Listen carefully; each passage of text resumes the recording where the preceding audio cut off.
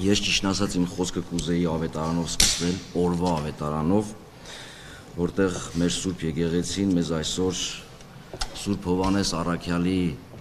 առաջին նամակի միջոցով հստակ պատկերացում է տալիս արդարության, հավատքի, ճշմարտության կապի մասին եւ ասում է. ով արդարություն չի գործում, Աստծո որդի չէ եւ տանում է դեպի չարիքի դաշտ։ Այն ինչ ներկայացրեց պարոն Զորապյանը եւ այնինչ այս վերջին 4 ամսվա ընթացքում ես ականատես եմ եղել Մասյացոտնի թեմում եւ վերջին 1 տարվա ընթացքում մեր հանրապետության տարածքում առնչված Հայաստանից առաքելական Սուրբ Եկեղեցու եւ հատկապես Մայրաթոր Սուրբ Էջմիածնին խոսում է մի մասին, այն մասին, որ մենք իրավական պետություն չենք։ Ուրեմն այն ինչ կատարվում է մեզ հետ մանրակերտն է կամ Մասյացոտնի թեմի հետ կապված գործը, իրավիճակը, իրադրությունը, պատկերը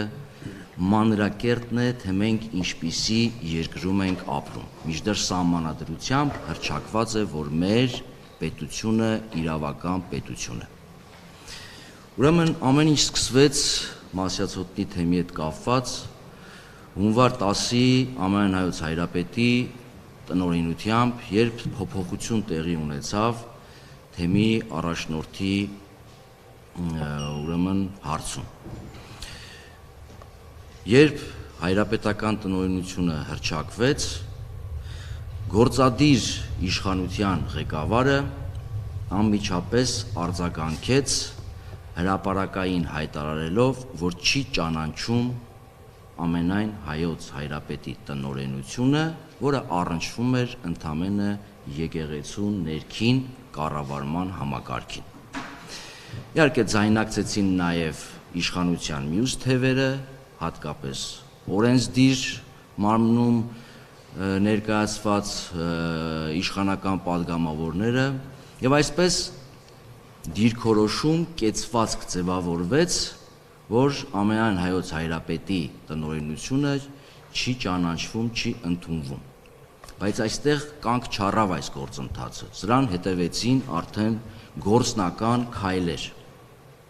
որը արտահայտվեց նախ անմիջապես թեմում, հովություններում, քահանաների եւ քահանաների ընտանիքների հետ առնչված։ Գործի անցավ տեղական ինքնակառավարման մարմինը կամ գործի անցան մարմինների ներկայացուցիչները, քահանաներին սիրաշահելու, խոստումներ տալու, որոշներին կամ որոշ դեպքերում սպառնալու, ընդհուպ մինչև եկեղեցիներից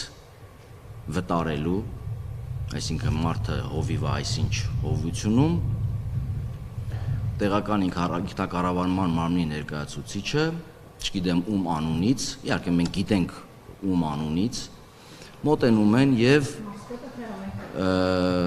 ես անուններ չեմ նշում, դրանք բոլորը ժամանակին լուսաբանվել են, անուն առ անուն տրված են եւ մամուլում արկա է։ Մոտենում են ուրեմն քահանաներին եւ սպառնում են, որ եթե չեք ընդունում այն կեցվածքը, որով պետք է դուք էլ չճանաչեք Ամենայն Հայոց Հայրապետի տնօրինությունը, նշանակում է դուք դեմ եք գնում ուրեմն պետության քաղաքականությանը, հետևաբար մենք ժողովրդով, թե ինչ ժողովուրդ ես չգիտեմ, ոնց հասկանում եմ ժողովրդի անունից նույն ժողովրդի դեմ է աշխատանք տարվում, ձեզ կհեռացնենք, կվտարենք, կփոխենք, եկեղեցիների կողպեքները կփոխենք, որոշ դեպքերում եկեղեցին առաջարկվել է նույնիսկ որոշ ժամանակով փակել հավատացյալների առջև, մինչև այս թնջուկը ուրեմն վերջնականապես կլուծվի, երբ քահանաները անհողդողդ են մնում, 20 քահանա, թեմի 23 քահանաներից 20-ը իրենց հովություններում չեն նահանջում այս մոլորեցման ստի եւ մյուս կողմից վախի այս մթնոլորտի միջավայրի ներշնչանքի առջև գործի են անցնում իշխանության մյուս ճյուղերը եւ այս դեպքում արդեն դատարանը, որը կայացնում է անօրինական որոշում բոլոր փաստաթղթերով իրավական, այդ թվում նաեւ միջազգային, պետությունը իրավունք չունի միջամտելու եկեղեցու ներքին կառավարման կյանքին, առավել եւս ինչ որ մի թեմի առաջնորդի փոփոխությանը, դեռ փոփոխության ընդամենը ետ է կանչվել Մայրաթոր Սուրբ Էջմիածին եւ առաջնորդ է փոխվել, որը կանոնադրությամբ, որը ներկայացված է պետության մոտ եւ որին դատարանը իբրև թե մի որոշ հոդվածների հղում է արել իր միջանկյալ որոշումը կայացնելու համար, այդտեղ ուրեմն սևով սպիտակի վրա արձանագրված է, որ ամենայն հայոց կաթողիկոսի իրավասության շրջանակում է ըստ անհրաժեշտության թեմի առաջնորդ նշանակելու, թեմի առաջնորդ փոխելու, թեմ բացելու, թեմ փակելու, իր բացարձակ իրավասության շրջանակում է։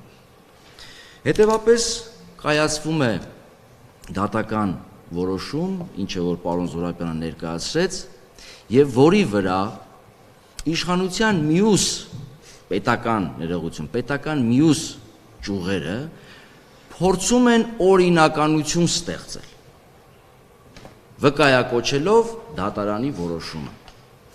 Գիտեք խնդիրը որն է, երբ որ դու ասում ես, որ այս դատարանի որոշումը օրինական չէ, անմիջապես այսպես սկսում են տարբեր կողմերից հարձակումներ, չեն խոսում, որ դատարանը անօրինական որոշում է կայացնում, այլ խոսում են, որ երբ որ դրա դեմ ձայն ես բարձրացնում օրինականությունը վիճարկելու, խոսում են նրա մասին, որ պետության դեմ են դուրս գալիս։